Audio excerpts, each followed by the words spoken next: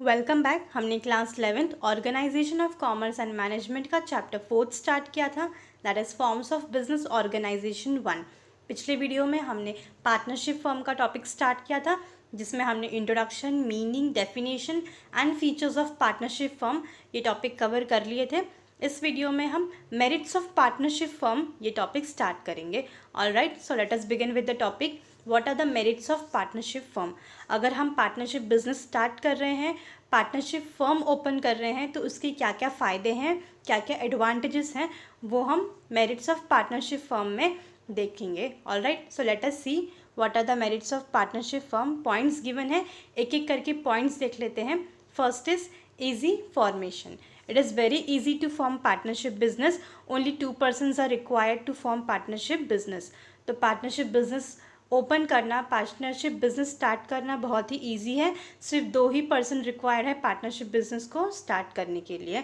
The partners can sign the agreement and get the firm registered. Even procedure for partnership registration is very simple and quick. तो सिर्फ 2 ही person, 2 ही लोग ज़रूरी है partnership business को start करने के लिए। दोनों लोग आएंगे, दोनों पार्टनर्स एग्रीमेंट साइन करेंगे, अपने फर्म को, अपने बिजनेस को रजिस्टर करेंगे और उनका बिजनेस वो स्टार्ट कर सकते हैं। और रजिस्ट्रेशन करने का जो प्रोसीजर है वो भी काफ़ी सिंपल है और ईजी है। जल्दी से फर्म रजिस्टर हो भी जाएगा और बिजनेस उनका स्टार्ट भी हो जाएगा। Alright, next is capital. The partnership firm has more capital as compare to sole trading concern. तो सोल ट्रेडिंग कंसर्न के साथ में अगर हम पार्टनरशिप बिजनेस को कंपेयर करेंगे तो पार्टनरशिप बिजनेस के पास ज़्यादा पैसे हैं। ऑलराइट, क्यों? क्योंकि यहाँ पे लोग ज़्यादा हैं। अब सोल ट्रेडिंग कंसर्न में सिर्फ एक ही इंडिविजुअल था, एक ही पर्टिकुलर आदमी था जो पैसे लाता था और बिजनेस चलाता था। बट पार्टनरशिप बिजनेस में ऐसा नहीं है, 2 लोग होते हैं या उससे ज़्यादा भी होंगे। इसकी वजह से पैसे ज़्यादा आ पाते हैं पार्टनरशिप बिजनेस में। As partnership business has more number of partners, then they can collect more capital. The capital contribution ratio of all partners is mentioned in the agreement. तो पार्टनरशिप बिजनेस में ज़्यादा लोग होते हैं, ज़्यादा पार्टनर्स हैं, इसके लिए पैसे भी ज़्यादा होते हैं as compare to sole trading concern. और जितने भी पैसे पार्टनर्स लेकर आते हैं वो सारी की सारी चीज़ें मेंशन की गई होती हैं उनके एग्रीमेंट में। Alright, next is business secrecy. The partnership firm enjoys secrecy as firms are not subjected to publish books of account annually. Due to this, competitors cannot easily come to know about secrets and financial confidential information of the partnership firm. तो partnership firm जो हैं वो secrecy enjoy करते हैं, मतलब उनके business में क्या चीज़ें चल रही हैं, उनका क्या प्लान्स हैं, उनकी क्या स्ट्रेटजी है, उनको अपना बिजनेस कितना ग्रो करना है, ये सारी चीज़ें सीक्रेट रखी रहेंगी। वो अपने प्लान के बारे में किसी को बताएंगे नहीं। वो अपने बिजनेस के जितने भी मैटर्स हैं वो सारी चीज़ें बाहर के किसी भी लोगों को नहीं बताएंगे। ऑलराइट, क्योंकि उनको अपने बुक्स ऑफ अकाउंट, अपने फाइनेंशियल स्टेटमेंट बाहर किसी को पब्लिश करने की ज़रूरत नहीं पड़ती। तो जो पार्टनरशिप फर्म है, जो पार्टनरशिप बिजनेस है, उनके जितने भी कॉम्पिटिटर्स होंगे उनको पता नहीं चल पाएगा कि एक्चुअली फर्म के अंदर क्या चल रहा है, उनका प्लानिंग क्या है। तो पूरी की पूरी सीक्रेसी मेंटेन रहेगी और कॉन्फिडेंशियल इन्फॉर्मेशन जो भी है वो पार्टनरशिप फर्म के पार्टनर्स को ही पता रहेगा, बाहर किसी को भी पता नहीं चल पाएगा। Alright, next is continued existence. The partnership can have a continued existence even after the death, insolvency or insanity of its partner. The partnership can be carried on by existing partners provided that there should be provision in the partnership agreement. However, new partnership deed needs to be redrafted. तो continued existence है, क्योंकि partnership firm है तो यहाँ पे कम से कम 2 लेकिन ज़्यादा से ज़्यादा 50 लोग हो सकते हैं।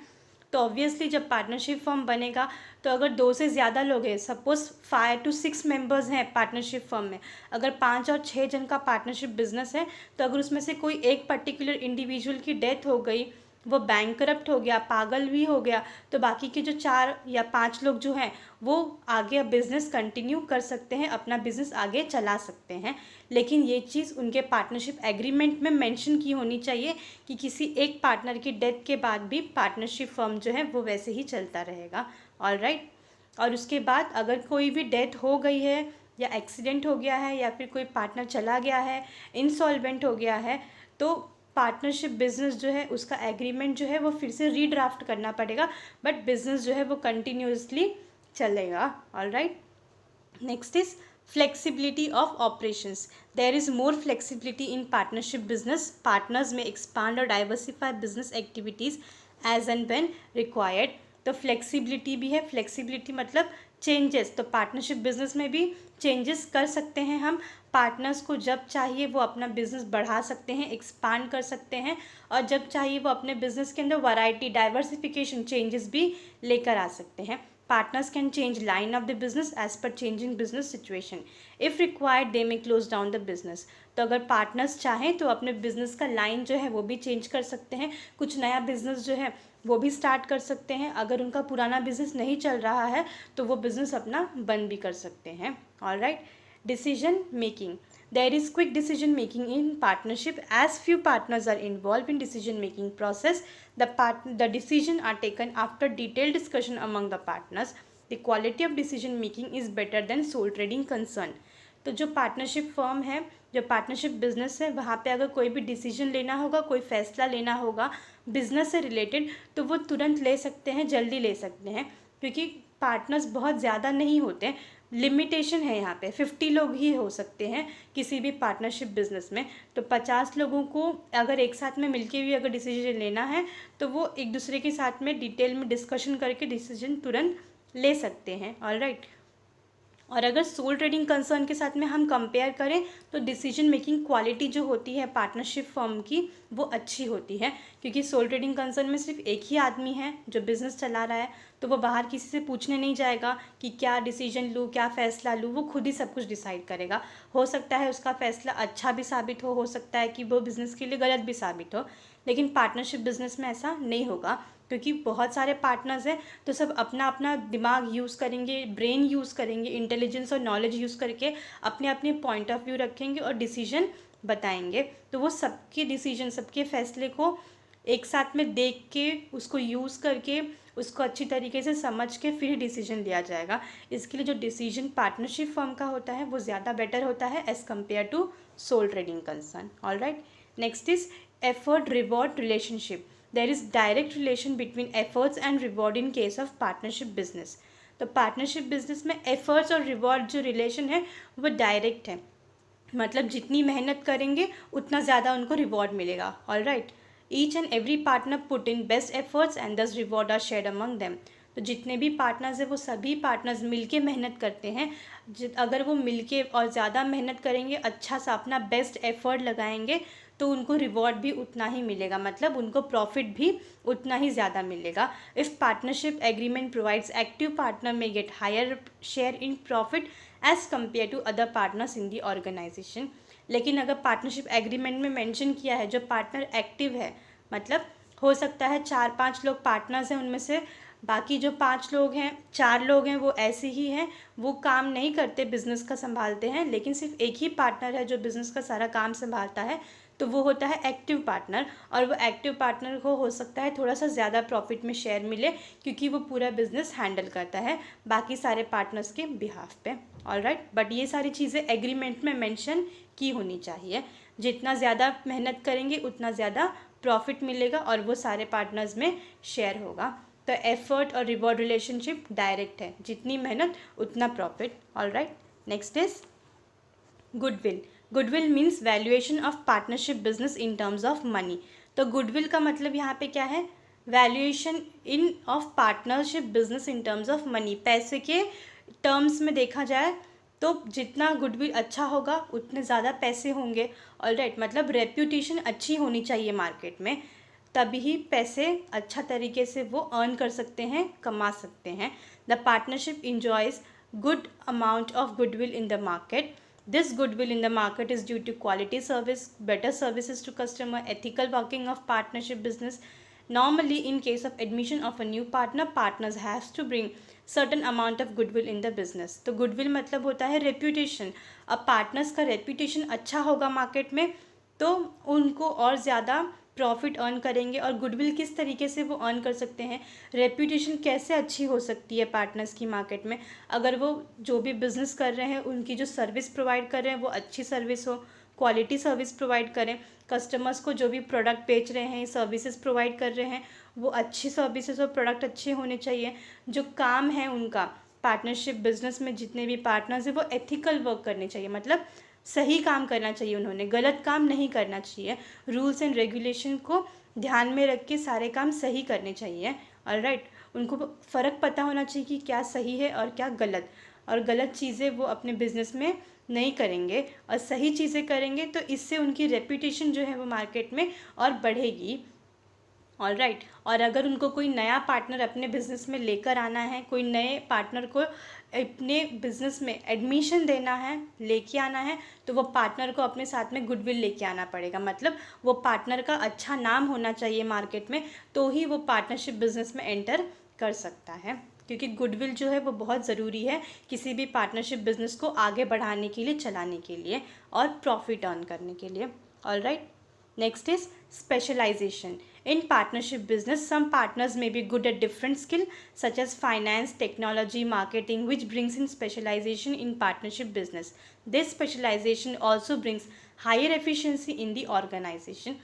तो स्पेशलाइजेशन जो है पार्टनरशिप बिजनेस में वो होती है, क्यों? क्योंकि पार्टनरशिप बिजनेस में बहुत सारे लोग होते हैं, जैसे सोल ट्रेडिंग कंसर्न में सिर्फ एक ही होता है पर्टिकुलर इंडिविजुअल जो सारी चीज़ें संभालता है, तो वो ज़रूरी नहीं है कि हर एक फील्ड में एक्सपर्ट हो, उसको पता नहीं सामान के बाद सामान भी वही खरीदेगा, फाइनेंस भी वही देखेगा, देन अकाउंट्स भी वही संभालेगा, मार्केटिंग भी वही करेगा, तो हर एक ही आदमी हर चीज़ में एक्सपर्ट नहीं हो सकता, स्पेशलाइज नहीं हो सकता।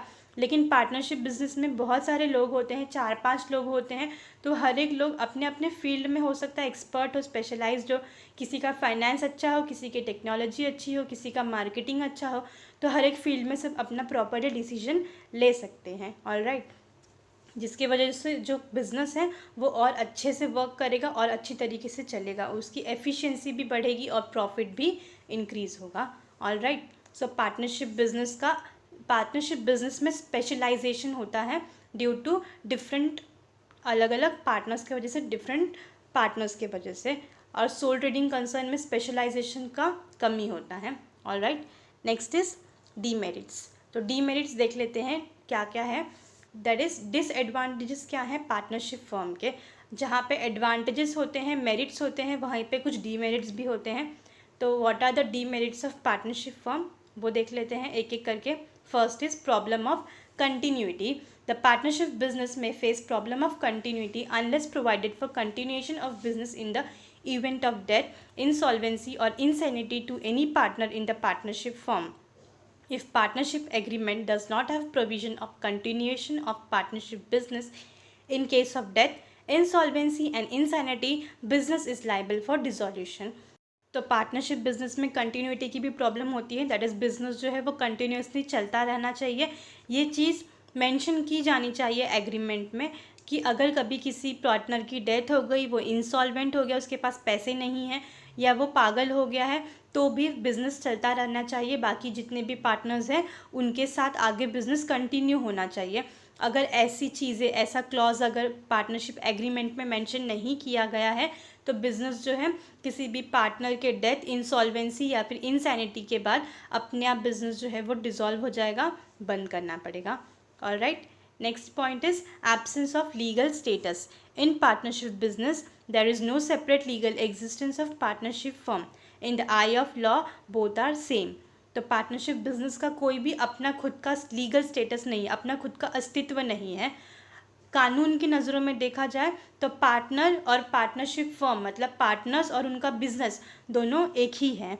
Law does not make any distinction between partners and firm. कानून जो है लॉ की नज़र में देखे जाए तो पार्टनर और उनका जो बिज़नेस है, उनका जो फर्म है, उनकी कंपनी है, वो अलग नहीं है। पार्टनर्स और उनका जो बिज़नेस है वो एक ही हैं। So there is absence of separate legal status of partnership firm. In the event of death, insolvency or insanity, partnership firm is liable for dissolution. तो दोनों के दोनों पार्टनर और पार्टनरशिप फर्म दोनों एक हैं, उनका कोई अलग से लीगल स्टेटस नहीं है, अपना खुद का अस्तित्व नहीं है। अगर बिजनेस चलाना है तो पार्टनर्स को होना पड़ेगा, और अगर पार्टनर की डेथ हो गई है, वो इंसॉल्वेंट हो गए हैं या इनसेन हो गए हैं, तो अपने आप उनका बिजनेस जो है वो बंद हो जाएगा, डिसॉल्व हो जाएगा। Alright, next is dispute. Disputes are common in partnership business as more than one individuals are involved in various activities.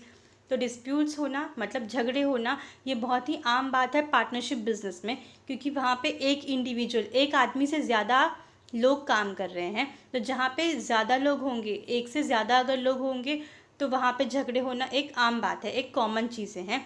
Some partner may or may not agree on some point which leads to dispute among partners. हो सकता है कि कुछ partners जो हैं वो किसी बात से सहमत ना हो, किसी डिसीजन से सहमत ना हो, तो वो एक दूसरे के पॉइंट ऑफ व्यू से एग्री ना करें। और अगर वो एक दूसरे की बातों से सहमत नहीं होंगे, एग्री नहीं करेंगे, तो उनके बीच में झगड़े होंगे, डिस्प्यूट्स होंगे। और कभी कभी डिस्प्यूट्स और झगड़े इतने बढ़ जाते हैं कि बिज़नेस भी बंद करना पड़ जाता है। ऑलराइट, तो ये एक डिसएडवांटेज है पार्टनरशिप फर्म का।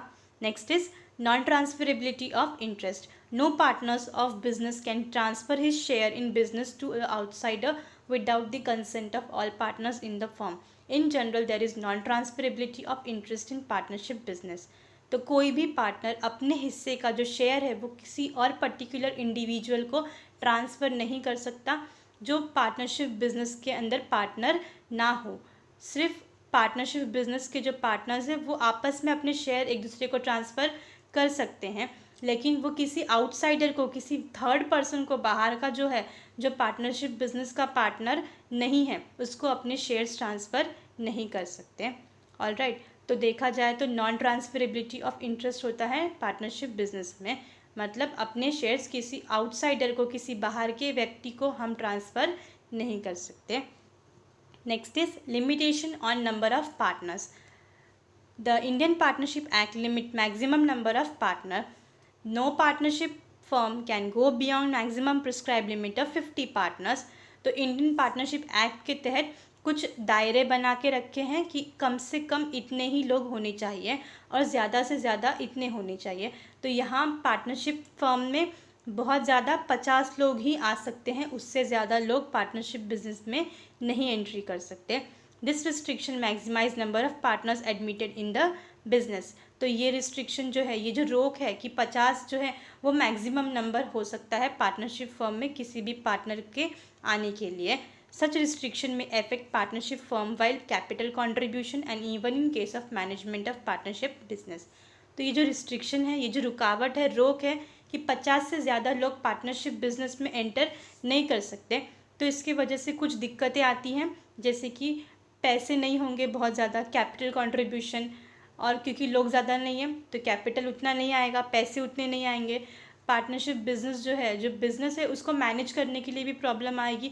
तो ऐसी सारी प्रॉब्लम्स जो हैं वो पार्टनरशिप फर्म में आ सकती हैं क्योंकि मेंबर्स कम हैं। Alright, next is difficulty in admission of partner. मतलब अगर हमें किसी और को अपने पार्टनरशिप बिजनेस में पार्टनर करके लेकर आना है, नया मेंबर को हमें पार्टनर बनाना है, तो उसमें भी काफ़ी दिक्कत होती है। क्यों? In partnership business there is often difficulty in admission of new partner. Admission of new partner may affect profit sharing ratio of existing partner. Therefore existing partner may object admission of new partner in business. तो partnership business में काफ़ी सारी difficulty होती है, दिक्कतें आती हैं अगर किसी नए पार्टनर को हमें अपने बिज़नेस में एंट्री दिलवानी है, एडमिशन करना है। क्योंकि अगर हम किसी नए इंसान को, नए व्यक्ति को अपने बिज़नेस में लेकर आते हैं पार्टनर बना के, तो हमारा जो प्रॉफिट शेयरिंग रेशियो है बिज़नेस का, वो उसके ऊपर इफ़ेक्ट पड़ेगा, उसके ऊपर असर पड़ेगा। क्योंकि एक और कोई व्यक्ति आएगा तो प्रॉफिट जो है वो उसकी, हमारा सबके बीच में फिर वापस इक्वली डिस्ट्रीब्यूट करना पड़ेगा। ऑलराइट, तो इसके वजह से हो सकता है कि बाकी के जो पार्टनर्स है वो सहमत नहीं हो कि और भी कोई दूसरा आदमी आके पार्टनर बने। The existing partner may have full faith in upcoming or incoming partner. The existing partner may not have full faith on incoming partner. This leads to difficulty in admission of new partner. क्योंकि जो पहले से ही partnership firm में जो बाकी के partners हैं, हो सकता है उनको विश्वास ना हो जो नया मेंबर आने वाला हो, जो नया पार्टनर आने वाला हो, तो इसकी वजह से काफ़ी सारी डिफ़िकल्टी, दिक्कतें आती हैं कि दूसरा कोई नया मेंबर पार्टनरशिप बिजनेस में एज अ पार्टनर एंट्री कर सके। Alright, next is unlimited liability. Unlimited liability arises when the asset of the firm are not sufficient to pay off claims of the creditors. The private property of the partner is attached to satisfy such claims. तो unlimited liability तब arise होती है जब firm का business का जो property है वो पूरा नहीं पड़ता है क्रेडिटर्स, जो उधार जिससे हमने लिया है उसको पैसे पे करने के लिए अगर बिजनेस की प्रॉपर्टी पूरी नहीं होती तो पार्टनर्स की जो पर्सनल प्रॉपर्टी है, प्राइवेट प्रॉपर्टी है, उसे भी हम बेच के क्रेडिटर्स जो हैं जिसका हमने उधार लिया है उनका पैसा पे ऑफ कर सकते हैं। तो पार्टनरशिप फर्म में भी जो लाइबिलिटी होती है वो अनलिमिटेड होती है, दैट इज़ बिजनेस प्रॉपर्टी जो है वो सेल करके भी अगर हम पैसे पे ऑफ नहीं कर पाते क्रेडिटर्स के जिससे हमने उधार लिया है तो प्राइवेट प्रॉपर्टी भी यूज़ की जाएगी पार्टनर्स की पैसे पे ऑफ करने के लिए। Alright, next is risk of implied authority. There is often risk of implied authority in partnership business.